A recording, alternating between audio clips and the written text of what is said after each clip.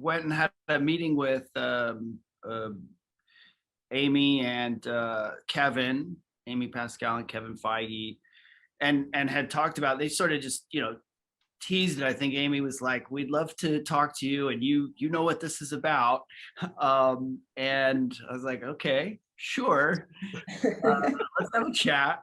I think And this is Amy. You're like, no, I don't, Amy. No. yeah, no, I know. I was Like, what? maybe you could just give me a little bit of information, but I don't know. I gotta say, I was intrigued immediately. Like in that conversation, the intention, the kind of love and celebration of these movies and what it meant, I think, to Amy and Kevin was apparent. And to me, when artists or people who are steering the creative process have a kind of authentic, genuine intent of celebration and love, it just was so apparent in both of them that I don't know, I just wanted to join that. And I'm a big fan of Tom and those movies and Andrew, so it was definitely intriguing. But yes, I was also going, well, what are we going to do? And that was a bit mysterious. I did appreciate what was shared, but it was really about getting together with these people and revisiting, what was part of my history, and getting a chance to like come together. And there are personal things too, which are kind of resolutions or a way to revisit, and I'm not quite sure how to put it. It's just to get back into that, and I don't want to say like close the chapter, but revisit and have certain resolutions, and just join in this like loving creative spirit. Well, I was just waiting to see if Tobey was going to do it, and if Tobey was going to do it, and I was like, well, I have no choice. I follow Tobey to the ends of the earth. I'm a lemming for Tobey. But that was sincerely a big part of it.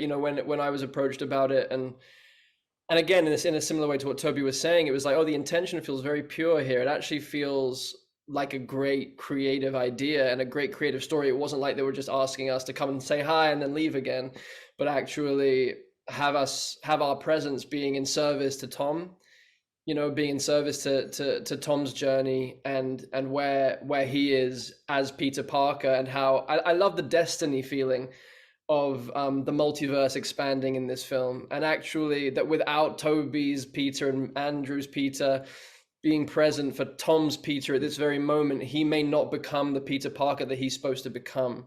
I love that there's and that maybe he would have lost his girlfriend, and that maybe he would have gone down a darker path if Tobey hadn't have given him that kind of mentorship moment, that better angel kind of moment.